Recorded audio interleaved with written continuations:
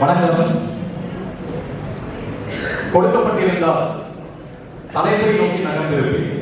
கொடுக்கப்பட்டிருந்தால் தலைப்பை நோக்கி நகர்ந்திருப்பேன். என் விருப்பம் என்றார்கள்.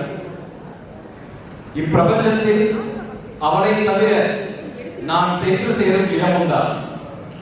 இப்பிரபஞ்சத்தில் அவனை தவிர நான் சென்று சேரும் இடம் உண்டா? ஆமா. என் தலைப்பு அவள்.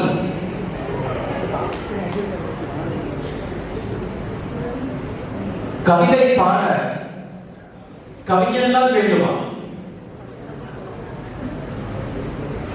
அவள் கண்ணை பார்க்க நான் போதாதா? இல்லை, அவள் என்னிடம் பேசிய அழகிய பொய்கள் போதாதா? சரி தவறுகளை கடந்த என் திமிருக்கு உரமிட்டவள்.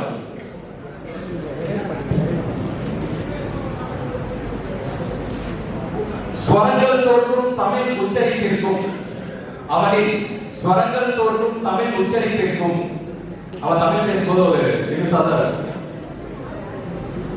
நான் எதிர்ப்பேன் என்று தெரிந்தும் அவள் காப்பாற்றும் சில உண்மைகளுக்கும். ஒரு பெண் காதலியா இருக்கலாம், மனைவியா இருக்கலாம், ஆனா அவளுக்கு சொல்லிட்டு சில ரகசியங்கள் உண்மைகள் எப்பவுமே வச்சிருப்பார். யார் எதிர்த்தாலும் அதை வச்சிருப்பார். அதற்கும் என் விளக்கங்களை தவறாக புரிந்து கொண்டு அவள் தரும் தலைவலிகளுக்கும் எவ்வளவு எக்ஸ்பிளைன் பண்ணாலும் அவள் புரியாது. தினம் அவள் வைத்துவிடும் கோணம் பொட்டிருக்கும். டெய்லி வெளியே போகும்போது எனக்கு பொட்டு வைப்பா. ஒரு நாள் கூட நேரம் வராது. உன் தூக்கம் கலைந்தவுடன் என் தூக்கம் கலைக்கும் உன் பரந்த மனப்பான்மைக்கும். எனக்கு நைட்டு தூக்கம் கலைஞ்சுன்னா அதுதான் போயிட்டு. அவளுக்கு தூக்கம் கலைஞ்சுன்னா முதல்ல என்னை எழுப்பிடுவாங்க. மிகப்பெரிய ரசிகன் தான்.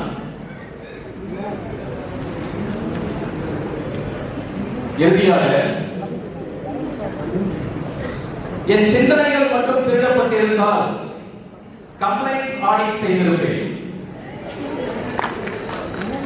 என் கனவுகள் மட்டும் திருடப்பட்டிருந்தால் சிறப்பு தணிக்கை அறிக்கை அளித்திருப்பேன். என் உறக்கம் மட்டும் திருடப்பட்டிருந்தால் பர்ஃபார்மன்ஸ் ஆடிட் அறிக்கை அளித்திருப்பேன்.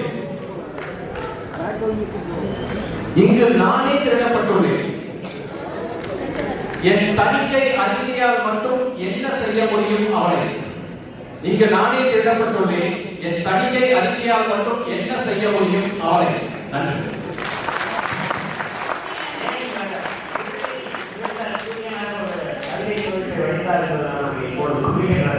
தன்னுடைய வாழ்க்கை அனுபவங்களையும் தணிக்கையாளர் பணியோடு அற்புதமாக கவிதையை சொன்னார். அவரை பாராட்டுவோம், வாழ்வோம். கவிதா.